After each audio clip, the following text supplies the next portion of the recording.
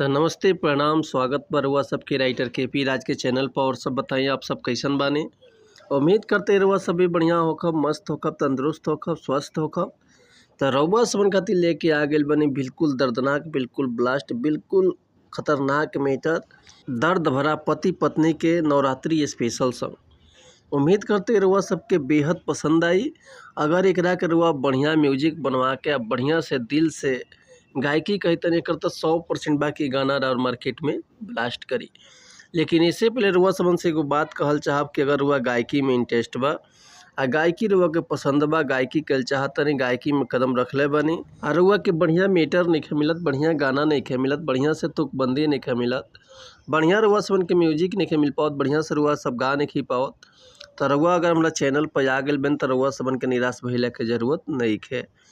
काहे से कि रुआ सबन खातिर हम हर एक प्रकार के सॉन्ग लिखिले, हिंदी होके चाहे भोजपुरी होके, चाहे रुआ कोनो भी ट्रैक पर सॉन्ग लिखवा सकिले, चाहे नया कंपोजिशन गाना लिखवा सकिले, लव सॉन्ग, ऑर्केस्ट्रा सॉन्ग, बेवफाई सॉन्ग, पूर्वी, निर्गुण, भजन, लोकगीत, लयदारी, रंगदारी, जातिवाद सॉन्ग, चाहे जिला स्पेशल गाना, चाहे सैड सॉन्ग होके, चाहे विवाह गीत होके, चाहे नवरात्रि स्पेशल होके, चाहे छठ गीत होके, चाहे रुआ कोनो भी पर्व पर गाना लिखवा सकिले, चाहे ओकर म्यूजिक बनवा सकिले, उहो बिल्कुल उचित चार्ज पर।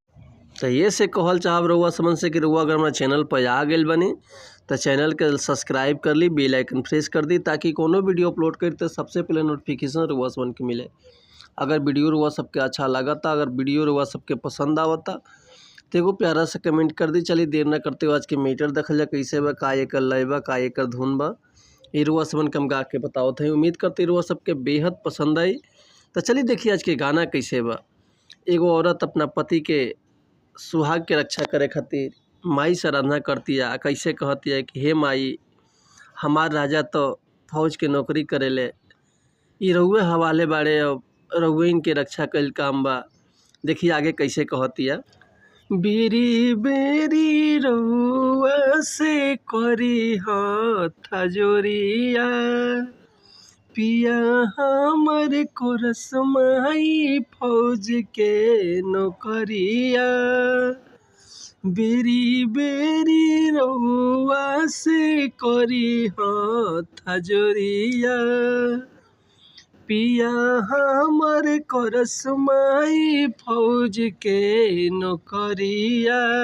ये माई कि बेरी बेरी रउआ से करी हाथ जोरिया, पिया हमर करस माई फौज के नौकरिया, गिरे न दिहा सर से ताज, ए मैया रखी हा से नुरवा के लाज, गिरे न दिहा सर से ताज, ये मैया रखी हा से नुरवा के लाज। तो उम्मीद करतनी मीटर हुआ सबके बेहद पसंद आयल हुई। अगर ये गाना के रुआ फुल लिखवावल चाहतनी, चाहे एकर म्यूजिक बनवावल चाहतनी, तो रुआ बेहिचक कॉल या व्हाट्सअप कर सकतनी। रुआ के बिल्कुल उचित चार्ज पर बढ़िया से बढ़िया गाना मिल जाए, बढ़िया से बढ़िया म्यूजिक मिल जाए। तो इससे पहले रुआ समझ से एगो बात कहल चाहब कि अगर हमारा गाँव में कोनो मिस्टेक होता तो भी क्षमा चाहतनी। इससे कि हम गायक ना ही रुआ समझ के खाली बता सकिले, समझा सकिले। तब मिलत है नेक्स्ट वीडियो में कुछ नया गाना लेके। तब तक के लिए रुआ सब सन्मति चाहब। नमस्कार, प्रणाम, जय हिंद, जय भारत, जय भोजपुरी समाज, हर हर महादेव, जय माता दी।